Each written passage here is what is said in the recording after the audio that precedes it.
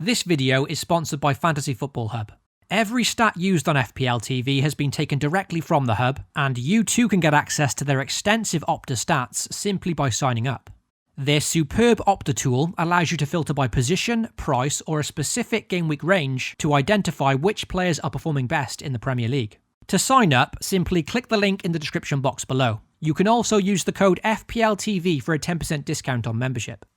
Warning, this video contains team selection and captain choices which some viewers may find offensive. Hey guys, and welcome back to FPL TV.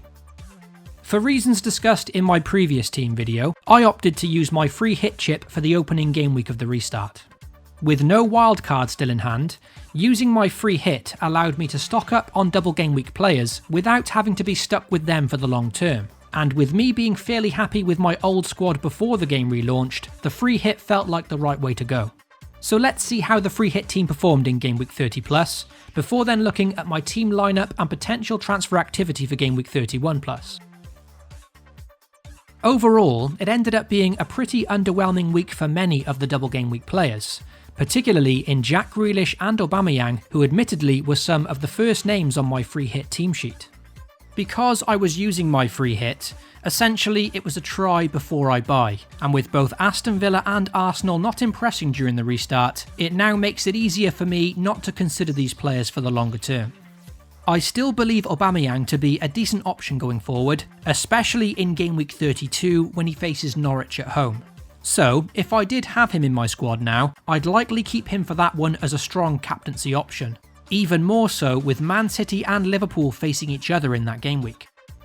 As for my Sheffield United defenders, granted the 3-0 defeat against a usually goal-shy Newcastle was certainly a disappointing result, but ultimately they still got the one clean sheet from 2 games, and for me I think that's a respectable outcome, so I'm happy with the 5 and 7 points from these two respectively.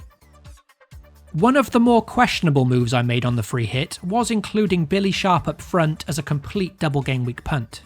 Looking at his opposition of Aston Villa and Newcastle, I do believe there was some good reasoning for including the veteran striker, especially considering the decent form he was in before the break. On this occasion, my punt didn't pay off, but he did start both games, and for his price, a return of 4 points really isn't too bad.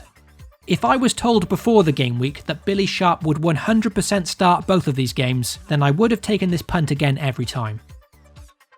I spoke last week about potentially including Paul Pogba in my free hit team, but with some suggestions before the deadline that he wasn't going to start against Tottenham, I chose to put Matt Doherty in my free hit team instead. A decision that really paid off for me, because despite Pogba coming off the bench and getting an assist, Doherty brought home a very nice 12-pointer away to West Ham.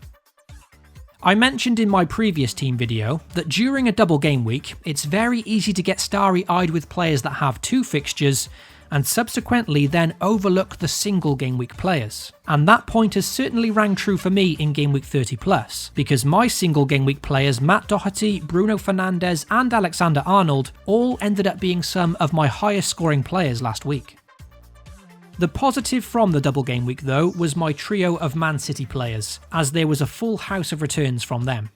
Giving the captaincy to Aguero over De Bruyne does look to be a poor decision thus far, but they still have another fixture at home to Burnley this evening, so fingers crossed Aguero can do something for me then.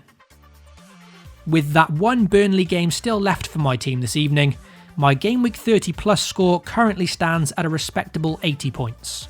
It's by no means spectacular, considering many teams have already hit over 100 points this game week, but it's not a bad return for the free hit, and it has given me a green arrow for the restart, rising from just over 1 million in the rankings to now being at 862k. Let's move on to Game Week 31 Plus now, and check out my team lineup as we welcome back my old FPL squad. Also, if you enjoy the content here at FPL TV, then please be sure to drop a like and most importantly click subscribe. You can also hit the notification bell so you always know when a new video goes live. Looking at how the games in round 30 panned out, I'd say my old team now coming back for 31 looks very solid, with 10 of my starting 11 having home fixtures.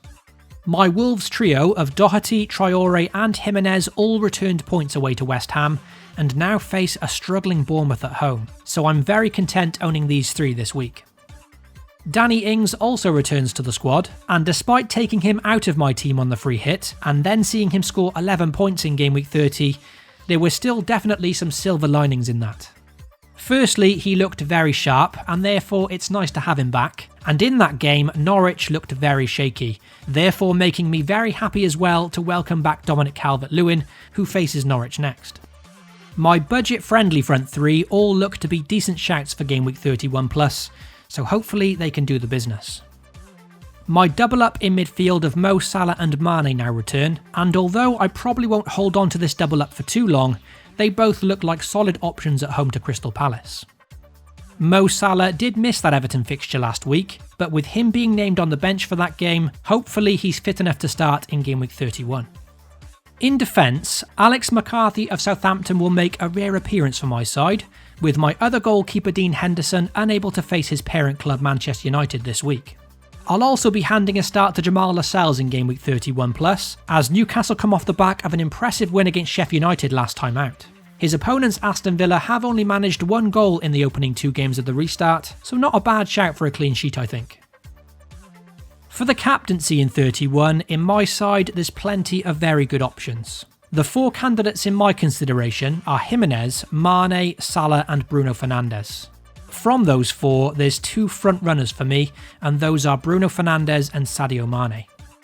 Fernandez faces the Blades this week, and Sheffield United have surprisingly looked very poor in the opening 2 games of the restart. They now travel to Old Trafford with their key centre-back John Egan suspended, who notably has yet to miss a single game in the Premier League so far, and also their other key centre-back Jack O'Connell is potentially missing through injury.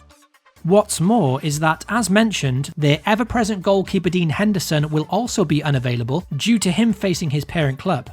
So we've got Fernandez here, who's been such a consistent source of points, who's nailed on to start, and who's facing a struggling side with serious defensive issues.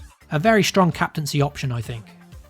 Alternatively, there's Sadio Mane, who on his day can easily deliver a double-digit haul, especially considering his home form this season.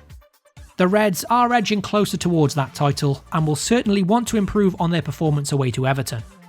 With Mo Salah not starting last week, and therefore perhaps lacking a bit of match sharpness, that for me is why I prefer Mane over him for game week 31.